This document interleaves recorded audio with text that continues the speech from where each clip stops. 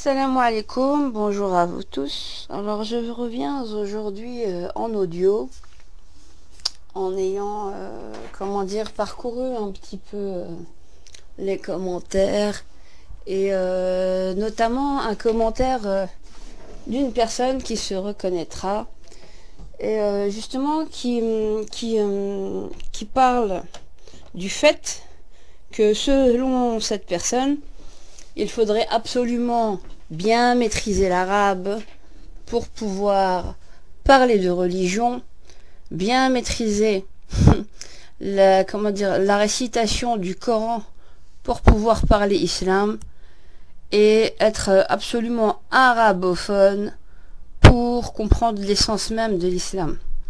Alors je voulais parler de cela parce que en fait moi c'est pas la langue, je suis pas contre la langue arabe, contrairement à ce que beaucoup de personnes pourraient croire.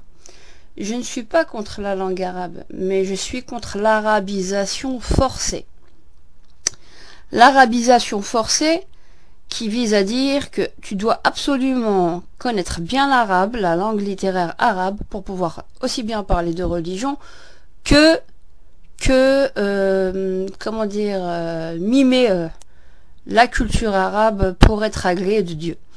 Alors, on va rectifier certaines choses. Le prophète, sallam, a envoyé des sahaba, d'accord, qui maîtrisaient l'hébreu, d'accord, et qui ont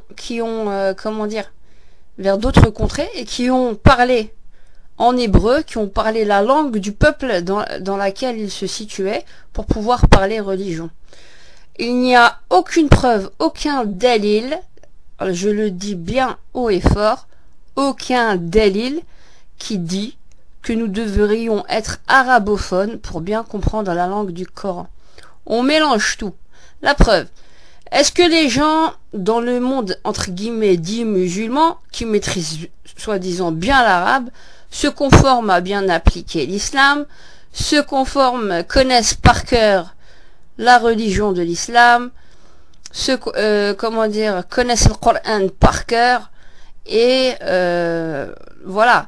Donc, on peut avoir accès au sens tout simplement en comparant, en faisant marcher son esprit critique au sens, en lisant des livres d'exégète, de tafsir, ça s'appelle, tafsir en arabe. Moi, je suis je parle l'arabe dialectal, on va dire, voilà, l'algérien, aussi bien d'Alger que de l'Est, je comprends bien. Ici en Belgique, il y a beaucoup de Marocains, je comprends grosso modo tout ce qu'ils disent. Voilà, donc le dialecte c'est une chose, et l'arabe classique c'est encore autre chose. Et donc, faut pas tout mélanger. Donc je réponds à cette personne. Donc vous me dites quelque part qu'il faudrait, bien que j'ai fait des études théologiques, que j'ai fait aussi à l'université des études dans ce sens aussi, mais c'est pas grave. Donc moi je parle la langue dans le pays dans lequel je me trouve, et je parle avec mon vocabulaire, le vocabulaire commun des mortels, pour faire passer le message. Je ne dis pas que l'arabe n'est pas important, mais à partir du moment où on a envie de nous mettre au pas, alors là je fais un stop sec. T'as pas à me mettre au pas. J'ai pas besoin d'être arabophone pour de maîtriser la langue arabe pour pouvoir parler de la religion. La religion de l'islam, hein, c'est une religion qui est universelle, qui est un message au monde, dans son essence, dans son esprit. Et donc, la langue arabe est une langue outil. D'accord ? Et on voit bien qu'il y a beaucoup qui maîtrisent l'arabe, mais qui maîtrisent pas du tout l'esprit de l'islam, et qui sont même plus des transgresseurs.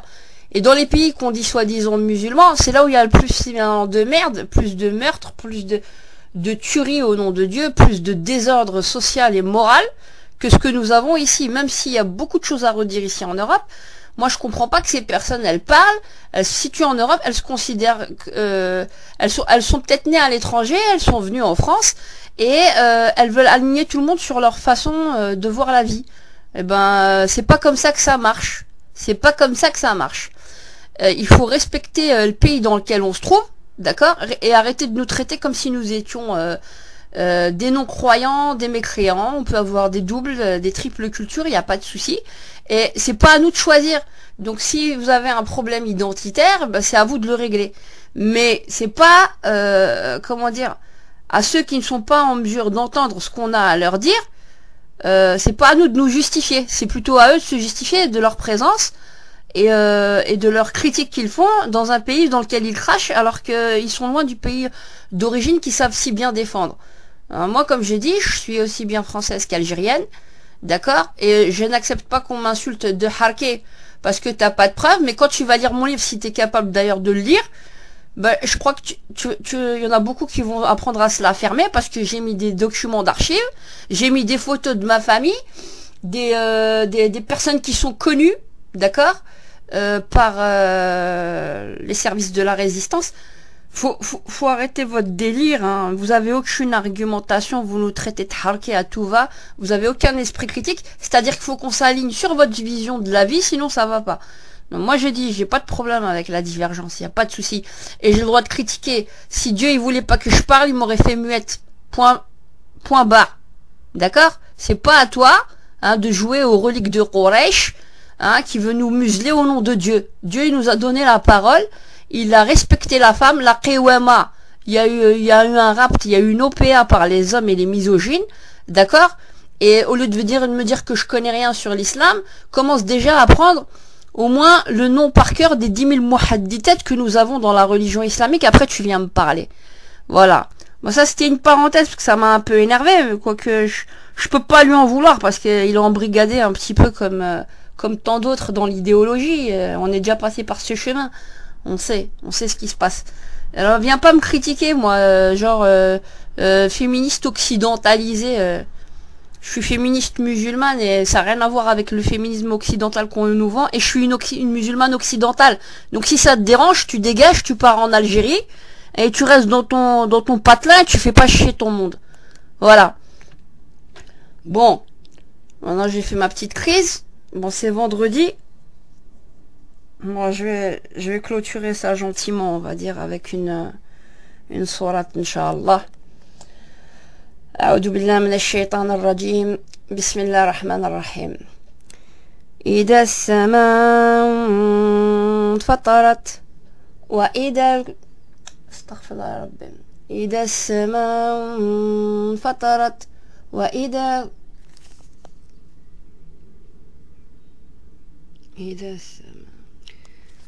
السماء انفطرت وإذا الكواكب انتثرت وإذا البحار فجرت وإذا القبور بعثرت علمت نفس ما قدمت وأخرت يا أيها الإنسان ما غرك بربك الكريم